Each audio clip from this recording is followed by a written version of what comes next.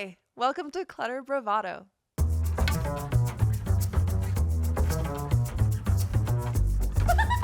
Yes, and it's the energy. It's not just about the stuff. So we should probably just get into it, right? Let's go.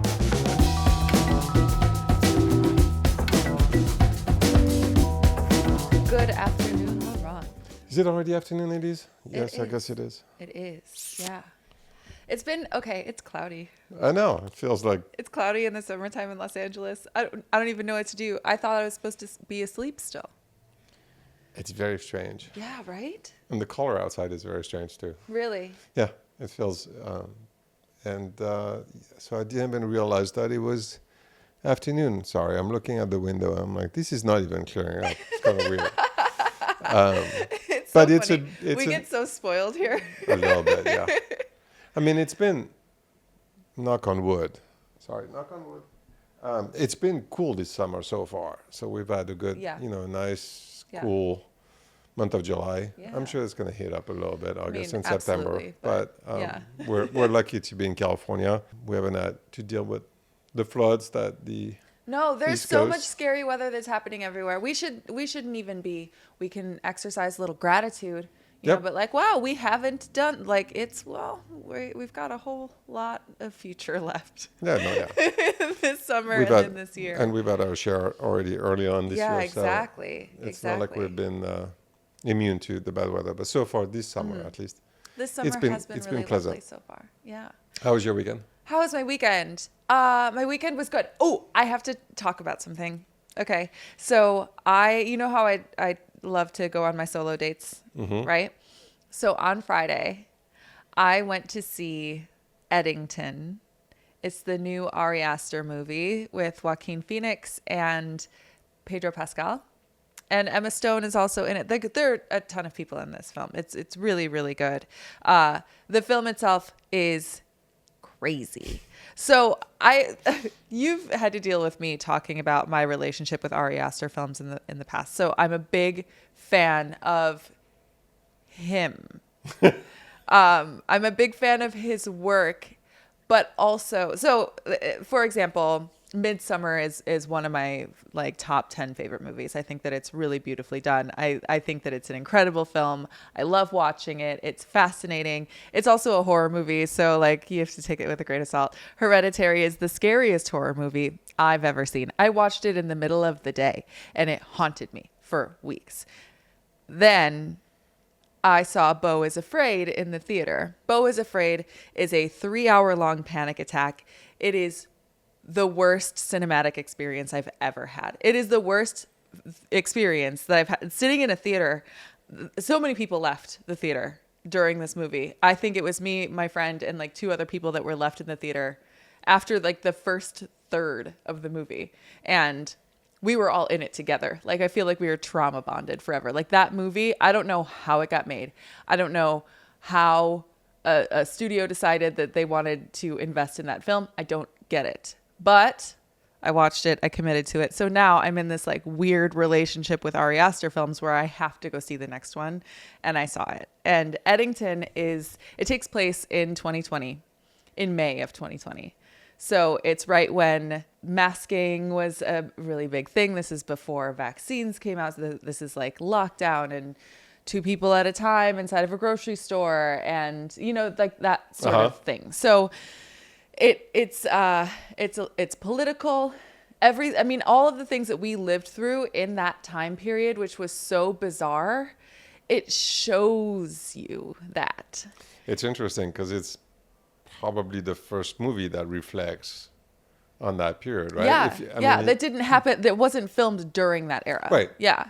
That just reflects with 5 years of now distance. Yeah. So it's interesting. It is. It's also, I would say that it's not a horror movie. It's a different genre. It is, I wouldn't even say it's a thriller or suspense. I have no idea what the genre of this film is, to be honest with you.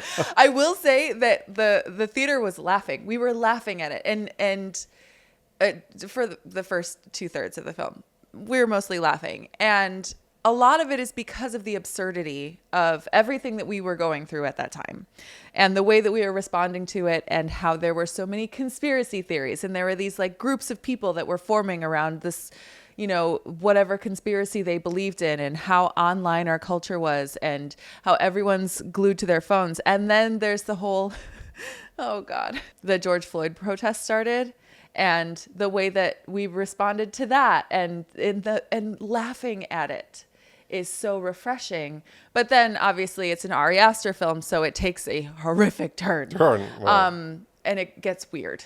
And really the theater was silent for the last third of the film, I would say. It is uncomfortable. I loved it. I'm going to go see it.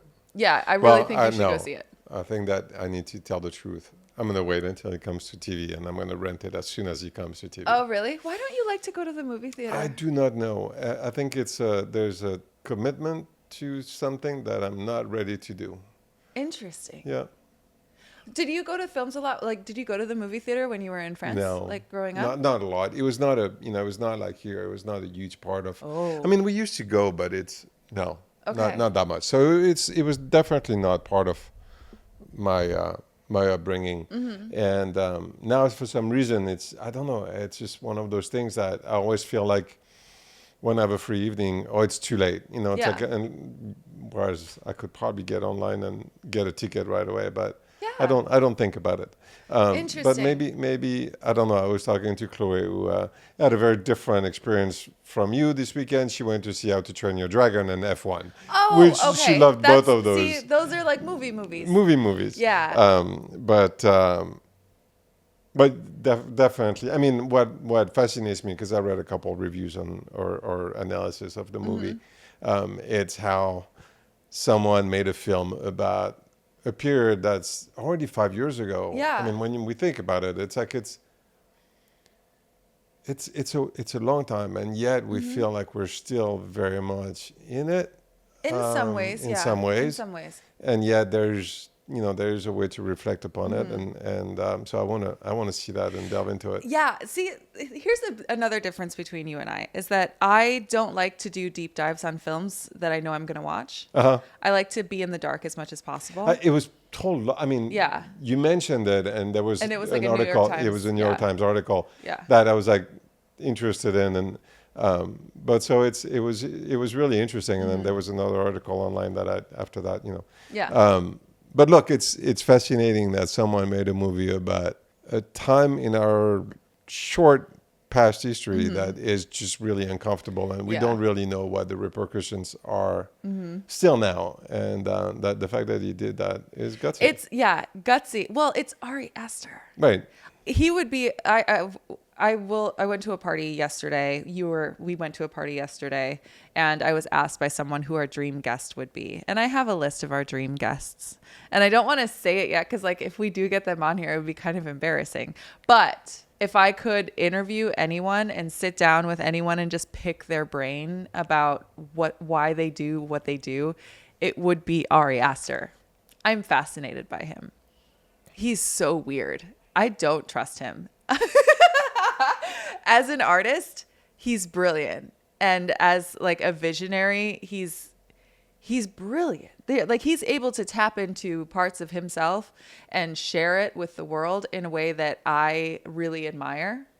But also in a way that I'm like, please, are you taking care of yourself? Like, you doing okay, bud? But I would love, like, he's a dream guest, a dream person to interview.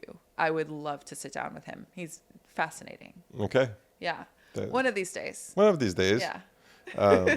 I mean, it's fascinating that it's also, I'm quite fond of Joaquin Phoenix, and the fact that, he's done 2 movies already with him. I mean, it's like his cast, Yeah. even the actors that he cast are really phenomenal artists. So I will say Joaquin Phoenix's performance in this film is outstanding. Well, there we It's go. so good. For everybody, So good. go see Eddington. Yes. So that didn't really have a lot to do with design, but No, but with the so arts, our little podcast is just so that we clear that up. I mean, in my view, it's the arts, and I love that. I love the fact that we can talk about in our little world, the arts. Yeah. And design is part of it. Yeah. And we've had Raviara and Melanie as artists, and Julian as a restaurateur artist. And by the way, Julian's dad was the producer on Untamed. It's a new TV show on Netflix. It's a crime TV show in Yosemite Park. It's really fun. It's really well Eric done. Bana Yeah. show. Yeah, I need to check that out. Okay. I kind of binged it a little bit. Sorry. Did you? Yes, I did. That's what you did this weekend? You binged television? I didn't binge. So strange. Well, there's another show that you put me on. I did. And that's fascinating. That is my fault. I did turn you on to the studio. Yeah. And that's so good. So it's so I've watched a few episodes. Okay. For once. Usually I never watch anything, but I did watch a couple things. I also feel like you've been watching things more because you are interested in acting. Yeah, this I'm gonna keep bringing it up. Yeah, keep bringing it up. I'll keep ignoring it. You need to be on camera more. I support you acting. I support that. And Thank I you. also can just tell how excited you get when you see an incredible performance. So they're fascinating. I mean, let's face it. I have a lot of respect for actors and the whole industry. I think that, it's a fascinating field or industry.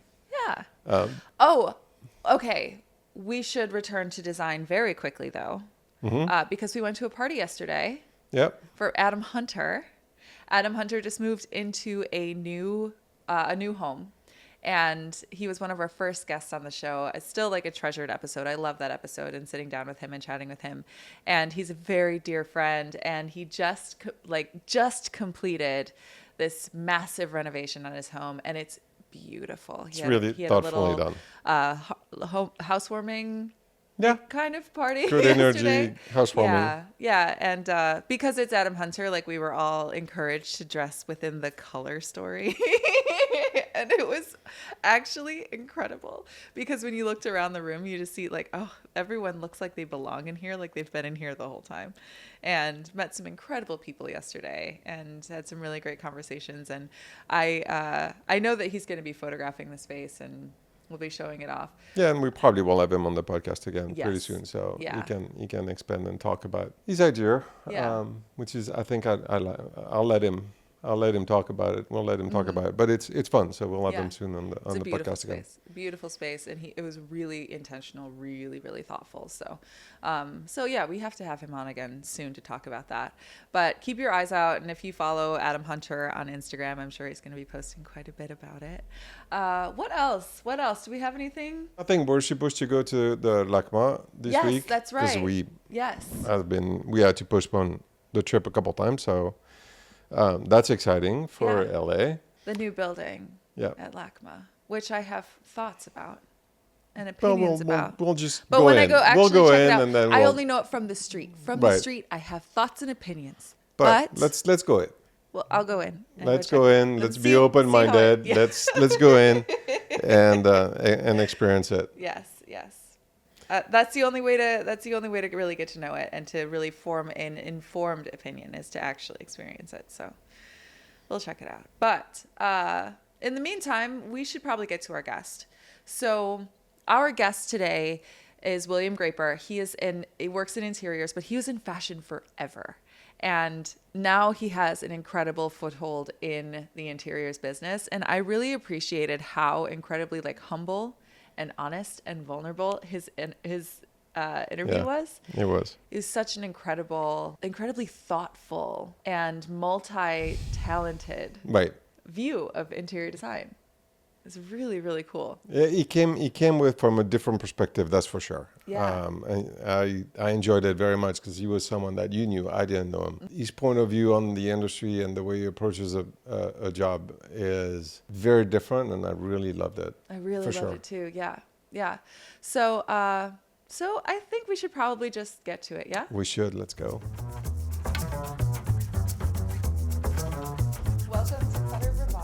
Welcome to Clutter Bravado. We are here with William Graper. Hi. Hi. How are you? I'm well. Thanks for having me. I'm so glad to have you on the show.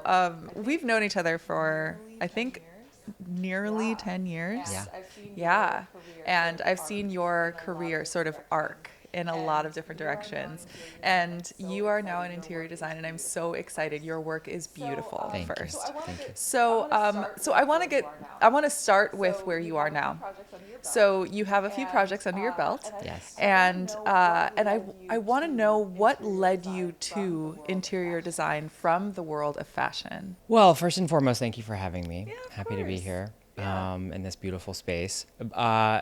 Interior design happened out of the blue for me. My husband and I bought a house during COVID, and I started renovating that house, and then I started posting the renovation, and then I started having interior designers reach out and ask me to style for them. And as I was styling these homes, objects and smalls and decor, I just was in the spaces wishing I had done the space. I cared a lot less about the objects and more about the space. And so as we did, my home, and as I was in these various spaces with other designers, I thought, this is where I belong. I should be doing the first part of this and Yeah. then hire a stylist. Because I actually, having been a fashion stylist for so long, I think that's what people thought my ceiling was. And maybe I thought that was my own ceiling. Maybe I thought that's what I had to offer.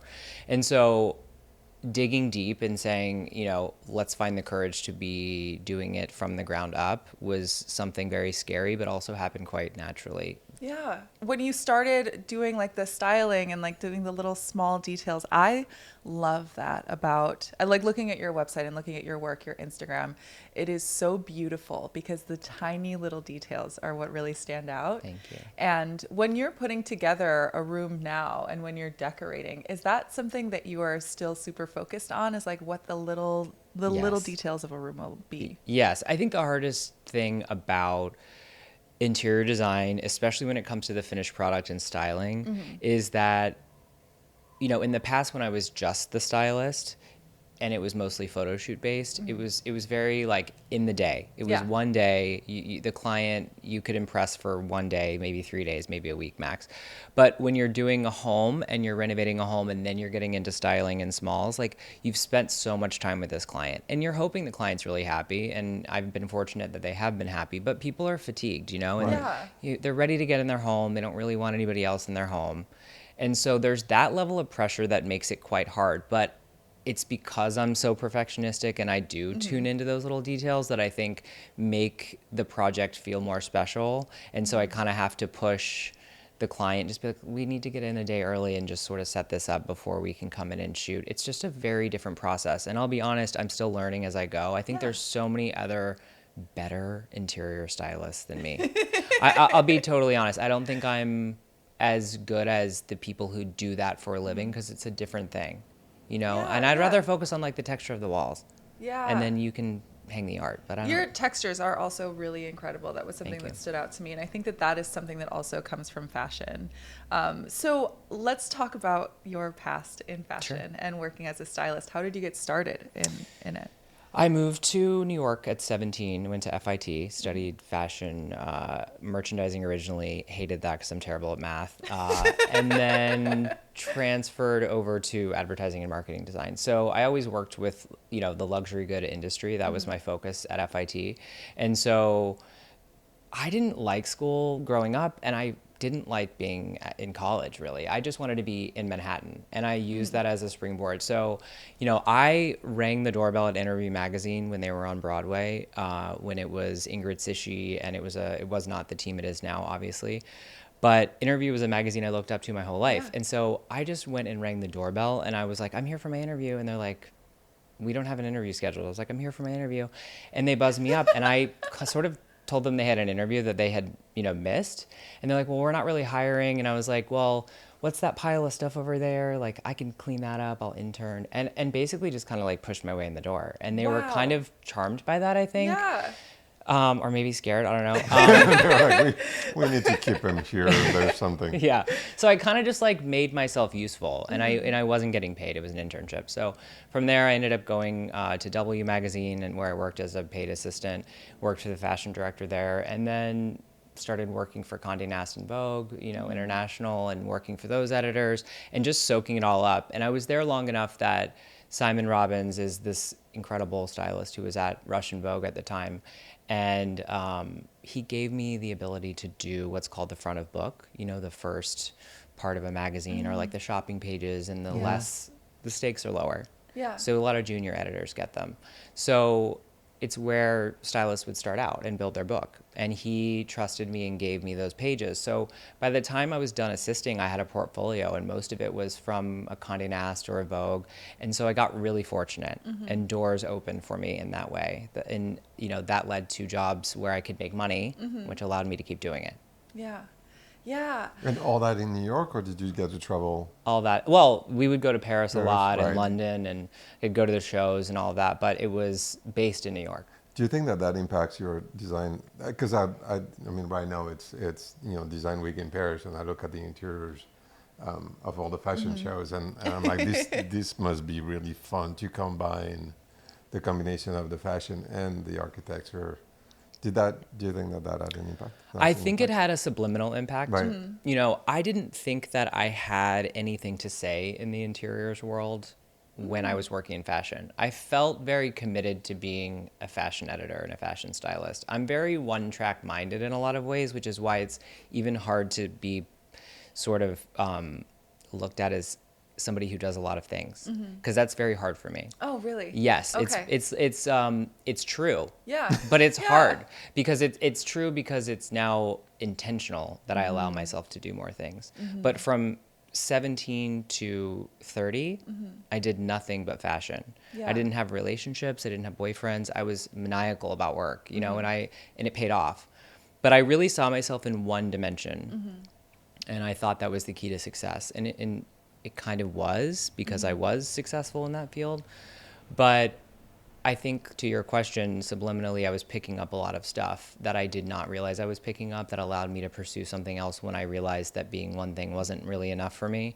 And by the time, frankly, I'd checked off a lot of my list of things I wanted to accomplish in fashion, I just kind of felt like I don't have anything else to say here, And I think as artists, I would now consider myself an artist, but for a long time I would never consider myself an artist. I would consider myself a business person, because that was the role of a fashion editor, was to sell clothing. And so now that I can admit I'm an artist, I'm much more free to say I do a few things, and I try to do them well. Yeah. And you do them very well. Thank you. Also, as a writer, I read your Substack.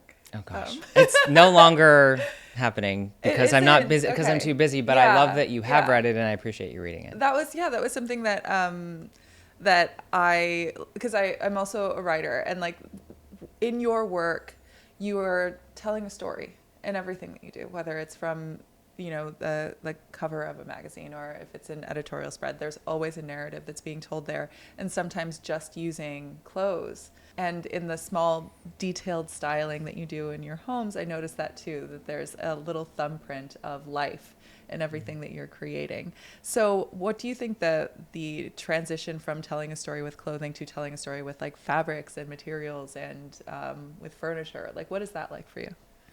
I think interior design is fundamentally three-dimensional, and I think fashion is two-dimensional in the way that I was doing it.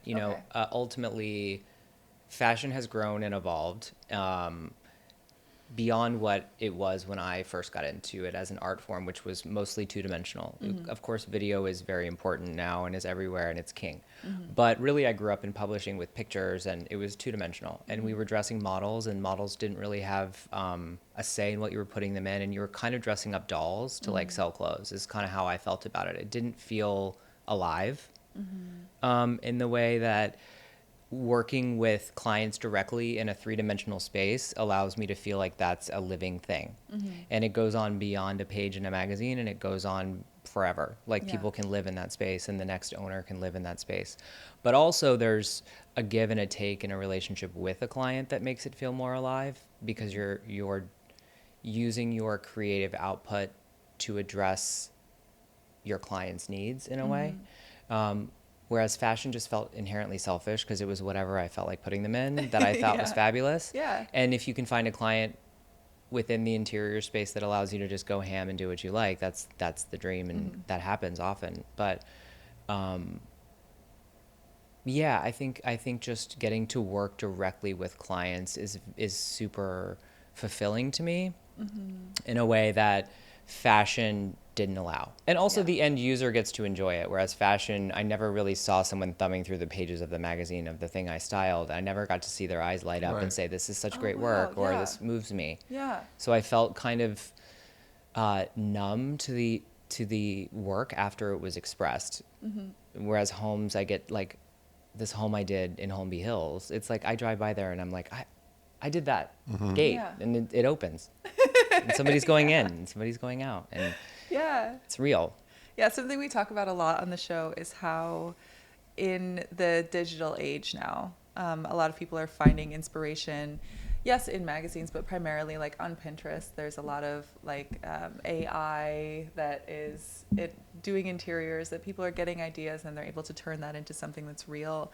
And in your situation, you were essentially creating the tear sheets that a lot of people were using to gain ideas for what they were going to do with it. In where you are right now, you're allowing yourself to really get in there and to be in the home. And we talk a lot about on the show how home is where you live.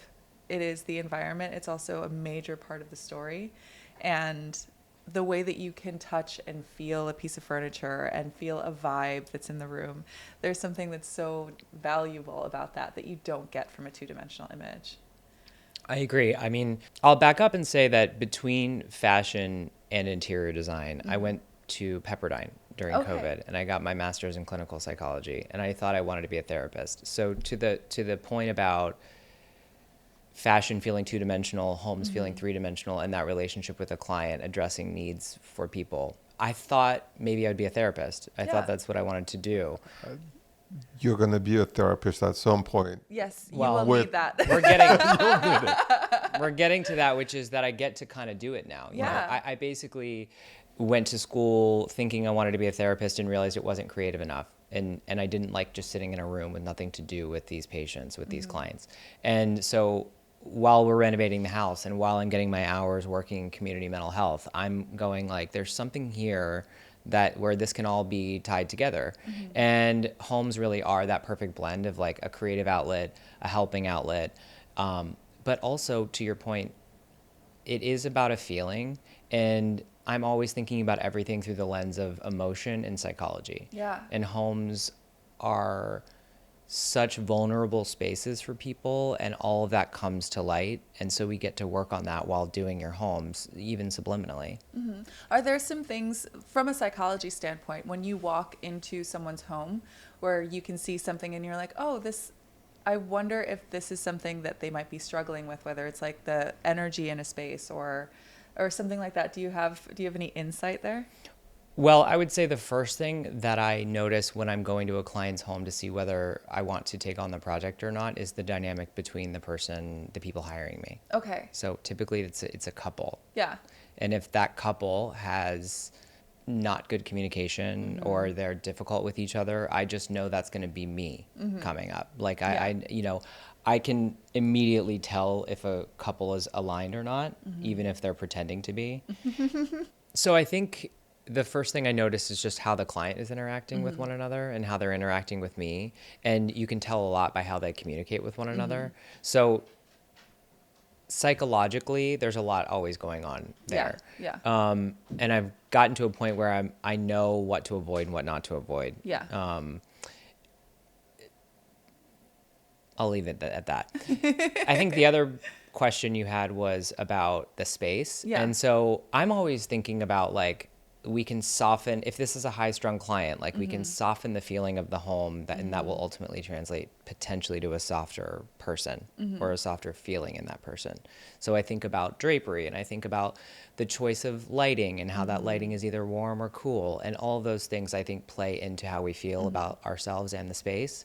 People think, white paint is white paint, but there's so many shades of white. There's and this so is many. trite, but also it does affect how one feels in a space. Yeah.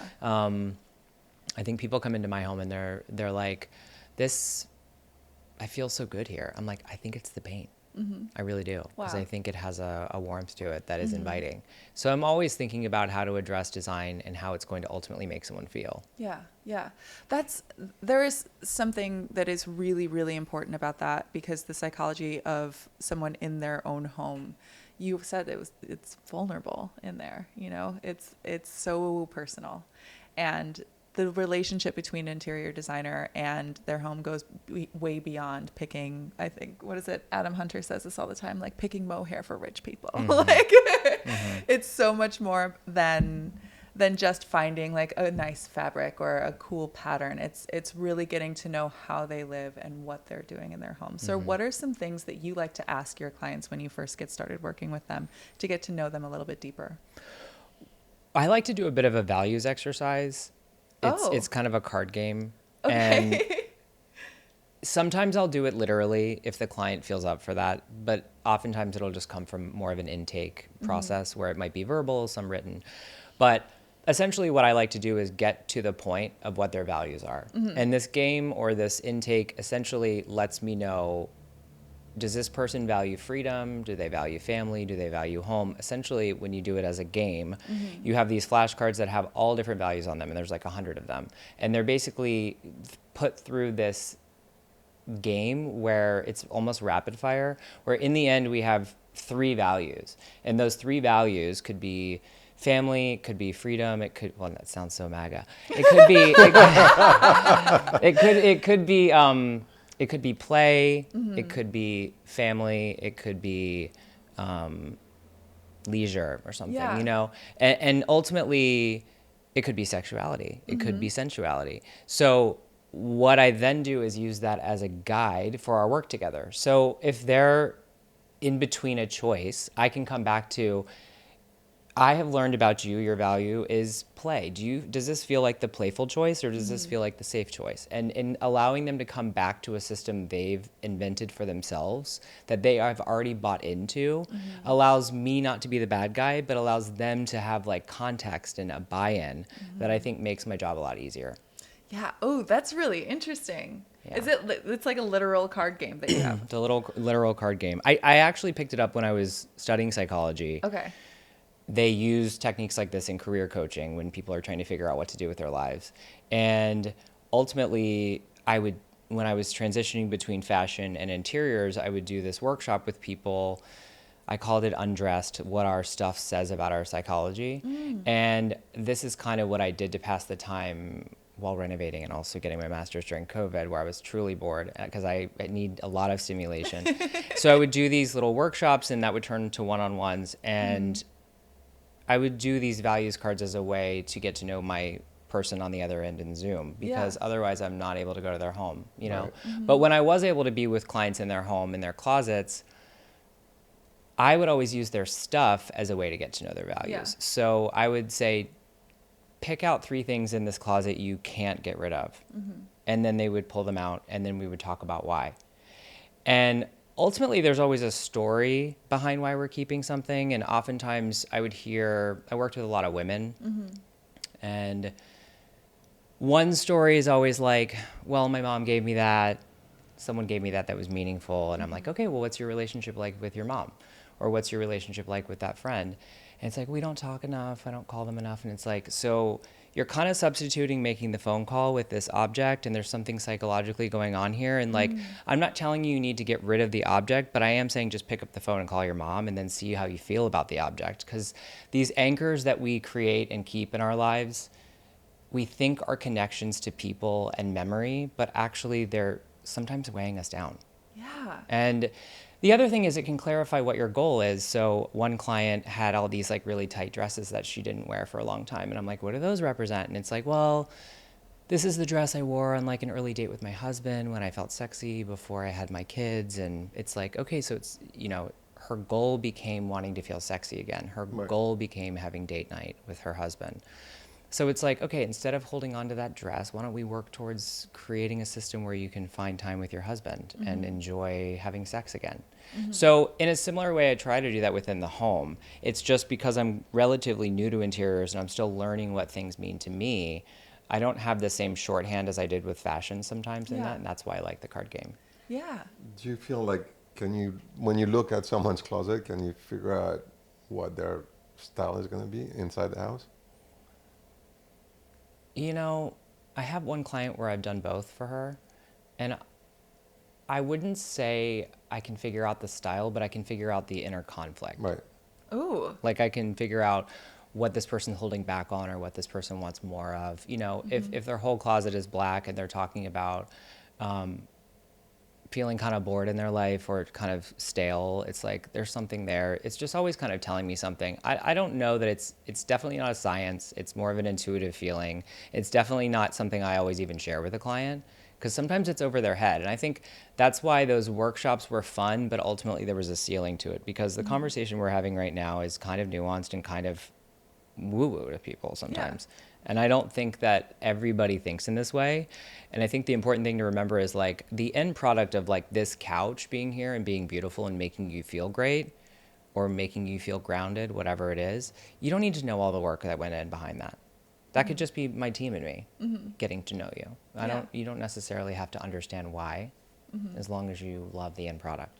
But I do believe that fashion and lifestyle and interiors all combine for someone to be, happy. And I think it's interesting because a lot of people are like, well, it's my home, my fashion, and and I'm like, no, it's all one thing that will make you happy. So it's interesting that you come from, like, you can include a little bit more of that. Yeah, it's kind of like an outside-in approach to knowing who you are and to feeling integrated. I think everyone always talks about an inside-out approach. And I'm like, sometimes people can't go there. Yeah. They don't want to sit in therapy or they don't want to pick at an old scab, but they can like talk about who they are in the material world. Right. And then as an artist or a designer, we can interpret that and say, oh, it sounds like this person's like really craving safety or comfort or softness or warmth or excitement, and then design into that. Yeah. I like that. So would you say that you have a particular sort of style that you like, that you really gravitate toward when you are working in your home? Like what was something, like when you're working with a client, you're able to dig deeper into what their inner conflicts, I guess, are. But when you were doing your own, what did that look like? What Conflicted. Is your own? Yeah. I have to say that I'm like the cobbler with no shoes. Like I cannot figure out my house to save my life. And that actually goes back to what I was saying earlier when I was so one-track minded. I lived in an all-white loft in Brooklyn, and it was like distressed white floors, white walls, white furniture, everything was white. And if I found something with a shape I loved and it was red, I'd be like, well, we'll paint it white. It was always white because I was very inspired by Margiela Home back in the day, which is very, Parisian when Margiela was actually there. But, well, it's Belgian, but that sensibility of like a raw utilitarian minimalism was very big in the 2000s, and that really influenced me. And I always had a home people liked, but it wasn't really coming from anything other than like, I just like this. I don't know why I like this. I wasn't thoughtful about it necessarily. And so now with my home, I have to take this approach that it's not just one big loft. It's like a room with it's a house with multiple rooms. Yeah. In Manhattan, we don't have that luxury necessarily. Yeah. So I never thought I was good at interiors. Like I actually thought I was terrible at interiors. Yeah. Because I was like, I only know how to do my white loft. And a friend would be like, well, you do fashion. Come over and help me with my apartment. I'd be like, I have no idea what to do here. And I think one of the things I realized is I just didn't know what my voice was because I hadn't had enough practice. And my own home has been the greatest challenge because it's a 1912 craftsman, and craftsmen just tell you what they want. Yeah. Yeah, Right. they do. You don't get to really say. And that's frustrating for somebody who likes to break rules because and also I love antiques. Like I love old Italian tables. You put an old Italian turned leg table into a craftsman and it's like you're at grandma's house. Like craftsmen don't like that style. Craftsmen want like modern contemporary furniture, minimalist furniture, and that's just not really my vibe anymore. Yeah. So I've probably brought in like 6 different rugs for my house, and I can't figure out which rug. It's also because it's my money. Yeah. Yeah. And I hate spending my money. I'm fine to spend your money, but I hate spending my money. And then, so you're reasonably new in the industry. Where do you find your inspiration? How do you learn? What do you do for that? Well, I would say first and foremost, I was raised with parents who have incredible style.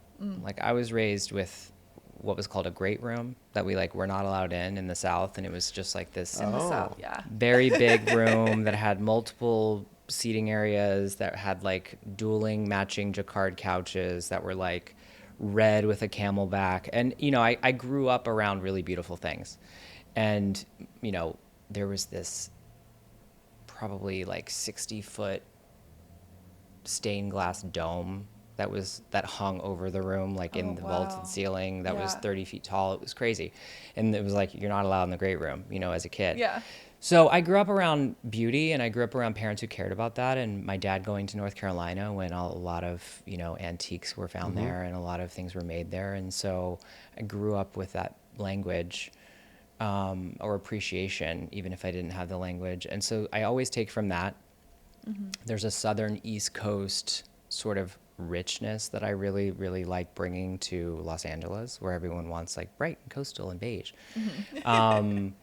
So that certainly plays a role. I travel all the time, Italy and France and England are I just spend a lot of time there and take from that. But I really am at a place where I let the house tell me what it wants.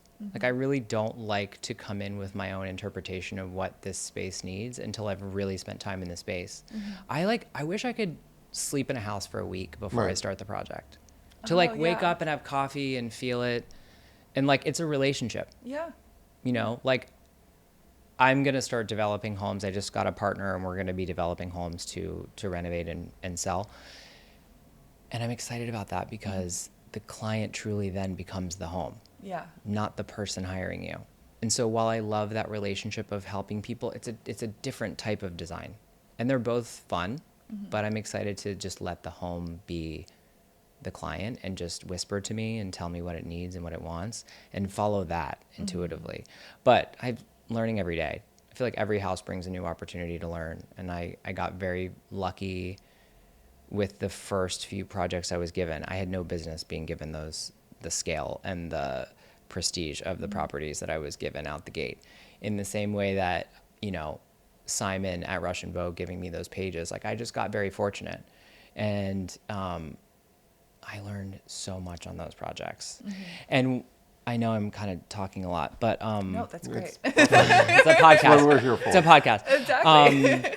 But what I'll say is one of the greatest teachers, she's unfortunately passed away, but she is this woman whose home I worked on over the last few years. And she was an exquisite woman.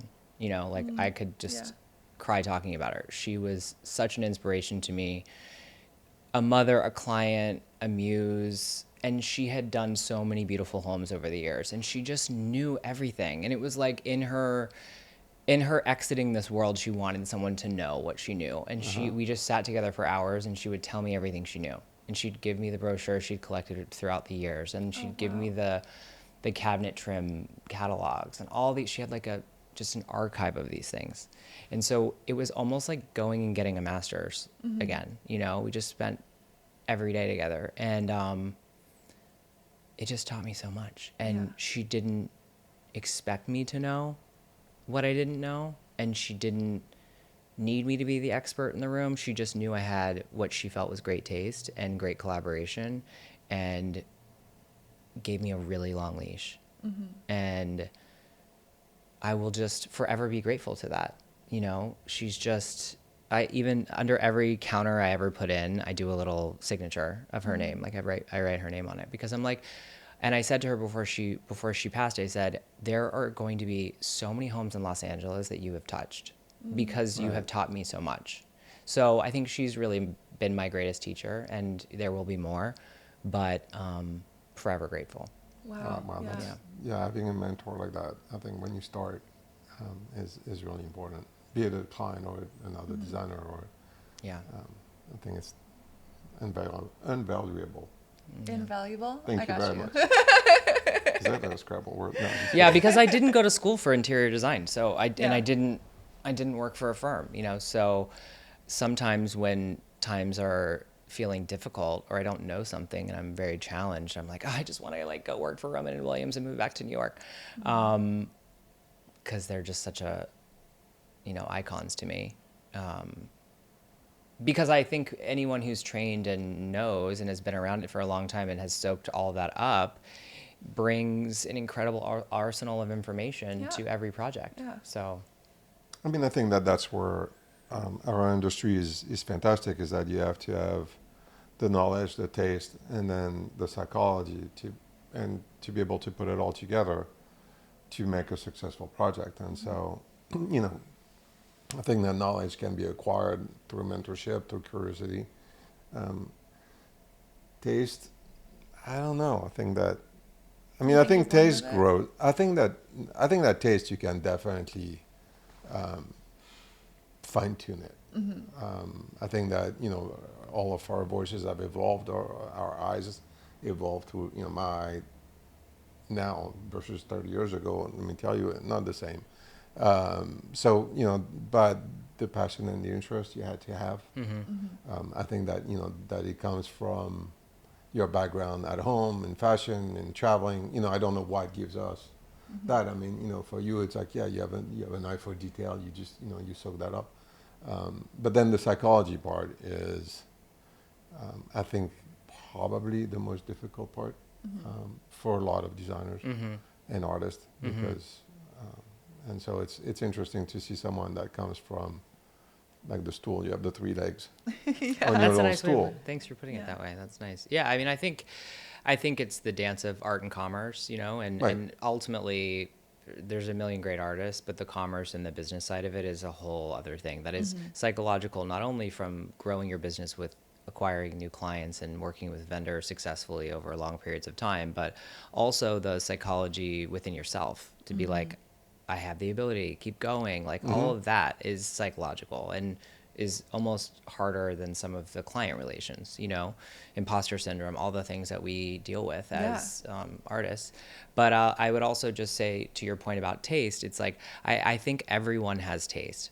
I think everyone has taste, but taste is subjective.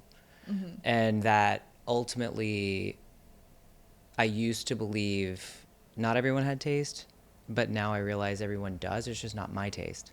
So to say it's not taste means, you know, it's not possible, because everyone has taste. It's just your taste is not mine, or it's not what AD wants right now, or it's not what's in vogue, or whatever it is. So I see these cycles within interiors where everyone's doing a similar vibe that a magazine has made their vibe right now, and we call that taste, you know. I think like refinement and understanding details and understanding space is a part of taste, but I think everyone has a unique lens on the world, but not everybody has an interest in figuring out what that is and expressing it. You know, but your taste could be, you know, the microwave over the stove, like that. You just don't know that you could hide your microwave, you know. So I think some of it's education, some of it's access, but ultimately, like, And interest too. I mean, some people are completely uninterested, or they think they're uninterested. I don't, you know, that I believe that everybody is interested in taste because it impacts your life. Whatever you wear, whatever, you know, your house looks like, whatever, you know, and it goes with, you know, I mean, I would push it to whatever you eat is also something that, you know, if you're intentional about those things, it improves your life. And that can be, you know, grits. I mean, or I'm not an arbiter of taste. I'm just saying that if you're intentional about it, it does make your life a lot better, and whatever that is. I mean, and I have an opinion. Some people have bad taste, but you know, as long as they're intentional in their taste, I'll respect it. Well, that's the thing. I think, you know, my father-in-law is always saying, he's like, you're so supportive when I ask you design questions. And I tell him the only reason why I'm so supportive and affirmative in a way is because I can tell he has his own sense of style that he cares about. And it may not be mine, but it's his, and it's so distinct. So there's no arguing with it, and there's no reason to. It's the people who don't really have any comprehension of what their taste is that, like, are kind of fun because you can push them in the direction you want them to go. But ultimately, like if you're coming to the table with something that is uniquely you, I'm never going to push that. I'm never going to argue with that. I may not take you on as a client because I may not feel it's my wheelhouse. Right. In the same way that when I worked in fashion, you know, Forever 21 would call me to do an ad campaign, and I went and did a run through for like a fitting one day, and I left that day and I called my agent and I was like, please don't, I can't do this. Like, I'm not cut out for this. I'm not a Gen Zer. I don't know how to do any of this. It's not my wheelhouse. And so I think just being really clear on what your wheelhouse is and where you think your strengths lie, and then allowing yourself to realize that there are enough clients to go around.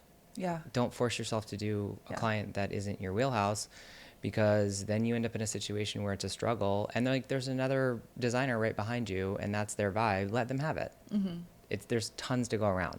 Yeah, I like that perspective of it, because it takes away that feeling of competition, Right. of competitiveness, that you have to change something about yourself in order to get the job, when there are jobs out there, you know, and it will be better matched to you if you know what it is that you are really strong at, like what is your wheelhouse. Right.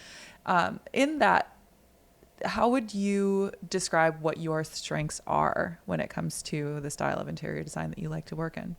I think my strength lies in the psychology aspect first, to be totally honest. I think I'm really good with people, and I think I'm really good at supporting people and championing people through these big decisions that cost a lot of money. So I think that's, even if someone's like, well, you don't have that much experience, I'm like, I have a vast amount of experience in the hardest part of this job. Yeah. And then the rest of that is followed up, I think, with what I would say is my taste. And I think if you're lucky enough to have someone hire you for your taste, it becomes really fun. It doesn't become a battle. Yeah. And so I think my strength is coming to the table with a very distinct point of view, and then also coming to the table without desperation, without needing to compete with a client for something that ultimately I don't like. Yeah. and I don't say that casually, because there have been lean times and there have been abundant times. You know, last year was like one of the best years of my career financially. This year is a bit slower. I'm launching the brand. I'm spending a lot more money.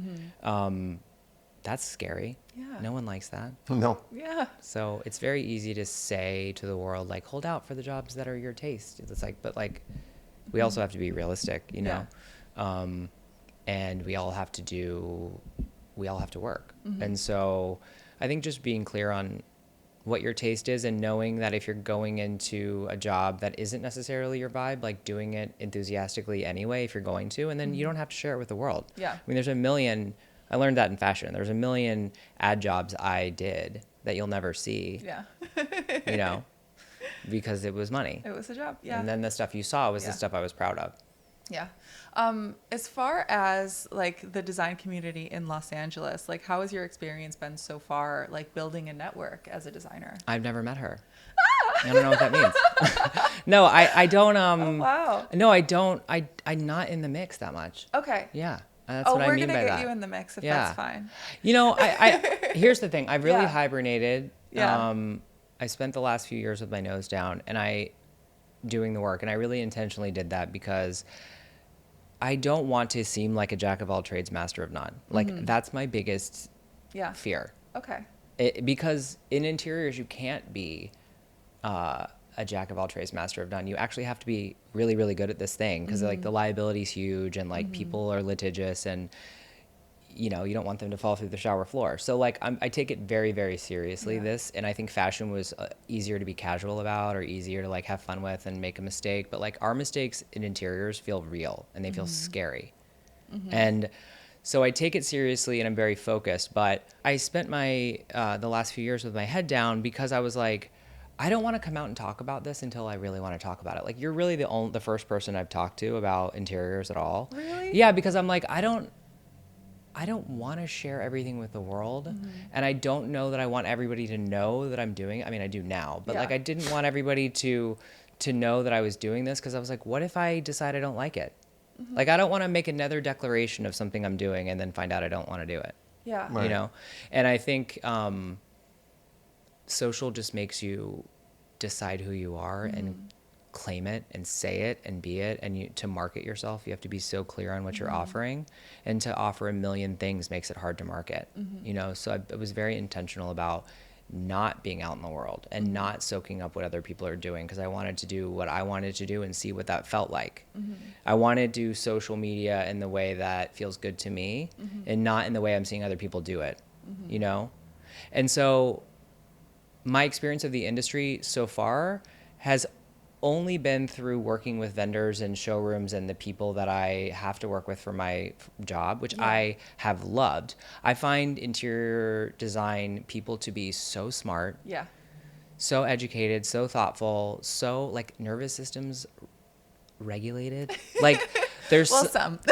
but like, okay, so for example, I say that because when I used to prepare for jobs in fashion, I would be like at H&M with like an 18-year-old who didn't want to be there, who like wasn't great at what he was doing, no customer service, and the music was so loud and I was so overstimulated. Right. And like at the end of the day, I would just literally need to close the curtains and be in the dark. Yeah. And like one of the reasons why I felt like pursuing this was like, as I started doing these jobs, I would go into these like tiny like pillow stores and I would just spend 2 hours talking about pillows with the lady who went to school for art history, and there was classical music playing. And I was like, this is so civilized. This is good for me. Yeah. This is my nervous system. This is how I was raised. This is calm. And it's not so fast and crazy. Yeah. And I just love that. Yeah. I think it's one of the one of the lessons, especially once you have a few years under your belt, like I do, just a couple of years. A couple. Is to realize, and the beauty of our industry is that we're not heart surgeon. Everything is going to get worked. Even if it's an issue, there's always a solution. Maybe it's going to cost a few hundred or a few thousand, but it doesn't matter. There's always a solution. So it's like the stressing and the excitement, or it doesn't need to be there. We'll find a way. So it's, and if your piece of furniture is late by 2 weeks, at the end of the day, it's not going to change your life at all. And in three once you receive the thing, 3 days later, you'll have forgotten that your piece was 2 weeks late, or the light fixture was not hanging. So it's nice to be able to understand that early on, and because I think that for all of us who have a little bit of experience, we're like, oh, it's all good, it's going to happen. We're doing everything we can, to do it well, and it will get done. Yeah. I long for that confidence. Yeah. It takes time, I think, like you're saying. It takes a little time. Yeah. I think, again, in fashion, everything was like, if the dress is not here on the 19th Right. for the cover shoot, it's not being shot. So there's an urgency. And I think what clients do like about working with me is that I bring some of that urgency to the table, in terms of like, I don't want to be in a job for forever. Like Right. I actually kind of want to get in and get out. And I think so many clients want that. Oh, we all do. It's just that in a big project, it just doesn't happen. We Yes. have so many. There are so many elements in the design. It's like, and sometimes it's the mover. The truck fucking breaks down, and there's nothing anybody can do. It's true. And and stressing about it is not going to make the truck get back on the road. It's just true. stuck in the middle of the country, and everybody's going to have to wait. And I think it's just, once you've seen all those things, the sofa, we didn't calculate that it's 2 inches and it's not going to fit through the door. So we'll have to take it back. We'll have to redo it. It's like, there's just a million different reasons why something falls through the crack. And it's no one's fault. It's just, the universe is telling you that. And I think that once you've seen enough of those things, everything becomes like, something can happen. And, it's, having said that, last week I had one of those days and I was pissed off most of the day. So I'm not, don't get me wrong. It does get to me once in a while. But it lasts for a day. And it's rare. Yeah. In all fairness, it's rare. But last week I had a day like that where it was like, it got to me on, something that it was just a universe fuck up. Yeah. And I can't blame anybody, and everybody was really nice. But, overall, you learn how to, Yeah, I think one of the things that I feel confident about is my ability to people please in a way that's helpful. Yeah. And so I think that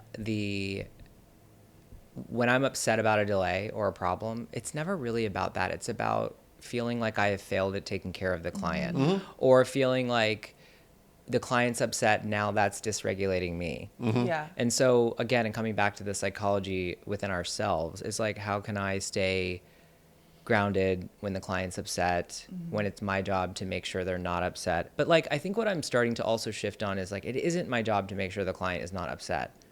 It's not. It's like, my job is to do my job, Right. and to manage the client so that you minimize their disturbances. But they're going to have periods of time where they're upset, and that's not a failure on my part. Yeah. And I think that's really the hardest part of this job for me, because it is so intimate.